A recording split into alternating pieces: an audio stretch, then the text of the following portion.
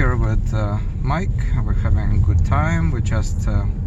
I just recorded a long video about Griffith's Sculpture Park, which is a recommended place near Buffalo, Erie, etc. And we want to talk about what now? 20 miles. What I'd like to talk about is echo chambers that we can build for ourselves.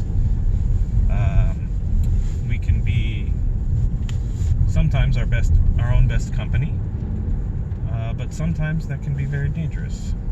Can you define what echo chamber is for someone ignorant about it? Well, an echo chamber is a place where you find all the information you think you need, and it reverberates back in your direction. So you don't actually learn any new information, and so you end up kind of stuck in the information you know or have learned. You can also believe that information you have is information, when actually it could be misinformation or just wild goose chase, what you call it, old wives' tales or whatever. Right. Can you comment on how that relates to thought forms? Well, I'm not sure exactly how it relates to thought forms so much as it can be one of the ways in which people who are generally more intelligent than animals develop their sense of self. Some people are externalizers and they need to deal with other people to figure out who they are. And some people internalize and can basically talk to themselves to figure out who the true person is, quote unquote, or who they think the true person is. Mm-hmm.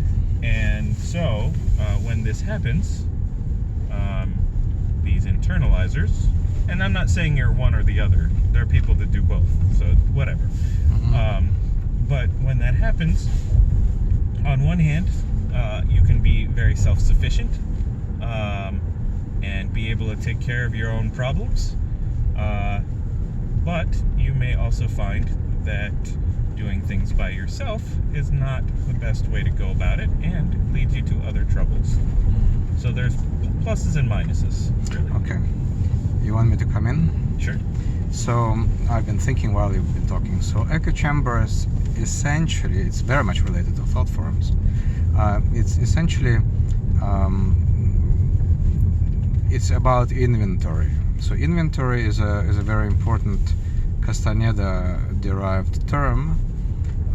It basically, human beings, our intellect, our egos like to replace reality with a collection of terms, of collection of concepts, collection of images, and well, basically a collection of thoughts.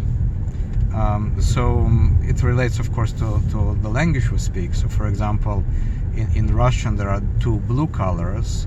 In English there's only one blue. So an English speaker will not distinguish two colors. They will seem the same to him or her. And we can go multiple examples. There are some words that exist in some culture, and in other words that don't exist. That exist in another culture. So what happens is that within a small group of people, including it can be within one person's head, they have a collection of what they think facts are, facts or concepts or images, well, thoughts. And anything that is outside of that reality, which is a reality only for them, they exclude.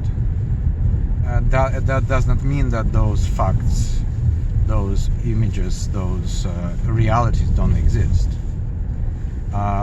So it's basically a way to limit one's perceptions. And we do this all the time. I mean, human culture, human form by itself is a way we limit reality around us. So, because otherwise we would be overwhelmed by all these amazing energies that God, whatever you want to call that thing, is sending towards us. So our intellect is, it pre-selects things. That's how these things go.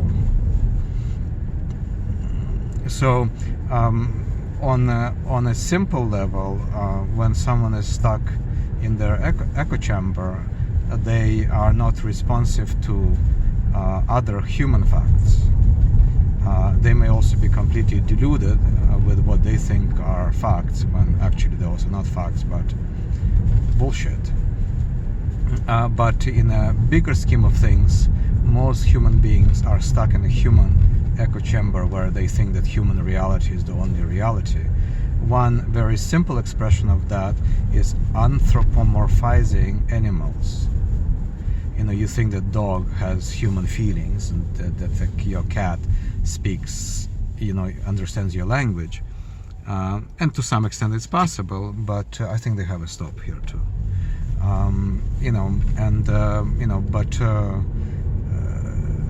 But believe me, cat, dog, chicken has a completely different view of reality. To extend this, a dog, its primary information comes from smells. When you think that when you think that a cat meows at you, actually cats do not communicate with voiced, with vocalizing. They don't meow at each other.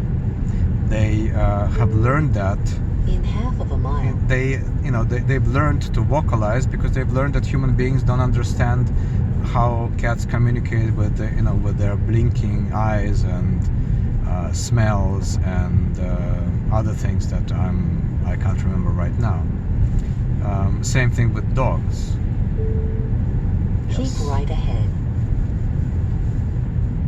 So your response to what I said? Yes, I think anthropomorphizing is absolutely an issue, although of course we do that to feel more comfortable with the animal and to feel that we are not torturing the animal and all of those things. Well, I'm particularly looking at situations which frankly is happening with my mother, where her dog becomes much bigger than she is to the dog. It takes over, it becomes like a grandchild, it becomes like a major occupation type of thing. But I can tell you more so.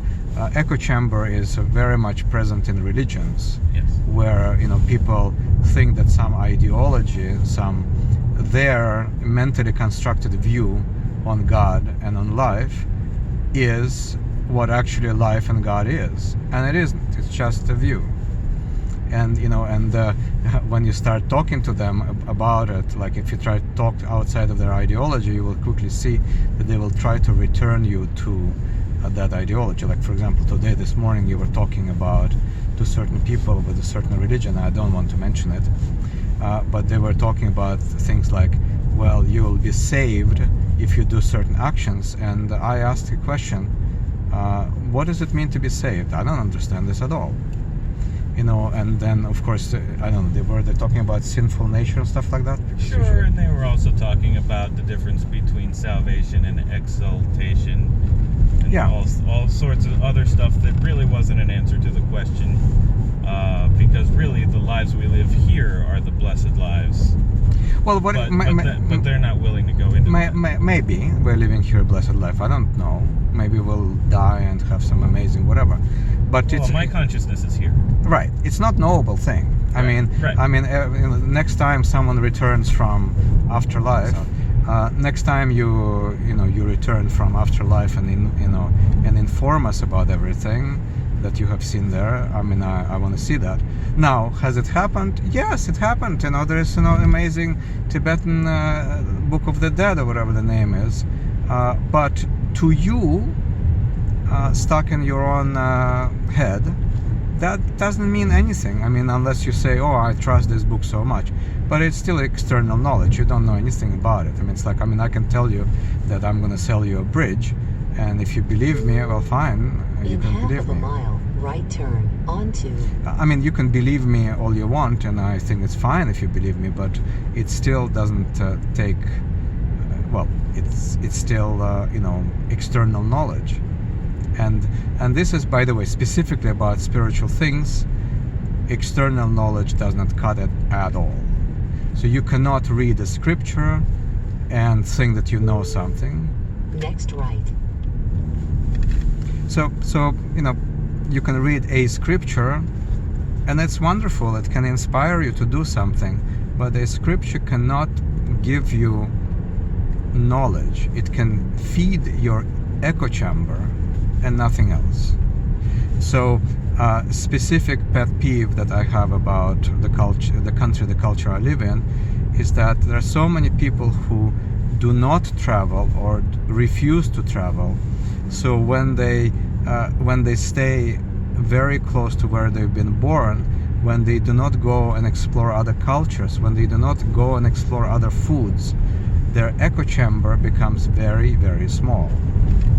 And then they make decisions which are idiotic. And we see this all the time. We can talk about it all day long, about stupid decisions made by ignorant people. And there are some things where you cannot access knowledge. Like, for example, spiritual knowledge is not open to everyone. But traveling to another culture, another country, speaking another language, learning about, getting yourself educated, reading, useful literature rather than watching bullshit on TV, is open to anyone. This is not a big deal. Anyone who can read a good book. Anyone who can watch TV can also watch some amazing movies, not shit from whatever. It's available. Libraries are everywhere. You don't have to read autobiographies of insignificant people. You can read biographies of Einstein and Shakespeare and Franklin Roosevelt, for goodness sake. There's lots of interesting Franklin Roosevelt. I meant Ben Franklin. Whatever. All of these things will inform you a lot more than otherwise. So to me, this is lack of curiosity is a very serious red flag. If I discover that someone lacks curiosity, I almost don't want to talk to the person like that. And I have an acquaintance. Every time I ask her, would you like to come with me to some, Indian or Japanese or whatever restaurant? She says, oh my God, no, I just want to have a BLT sandwich. Okay, well, if you have a BLT sandwich, that's what you're going to have all your life. And for me, after 2 sandwiches like that, by the way, I never tried one, it's boring. I don't want to deal with it. And like right now, why did we come here? Because we want to expand our echo chamber. We're going to come to an interesting sculpture park. Now we're going to go and explore the town of Gavanda. I don't know how much you can explore there, how much they're interesting there, but we're going to certainly check it out for a few minutes.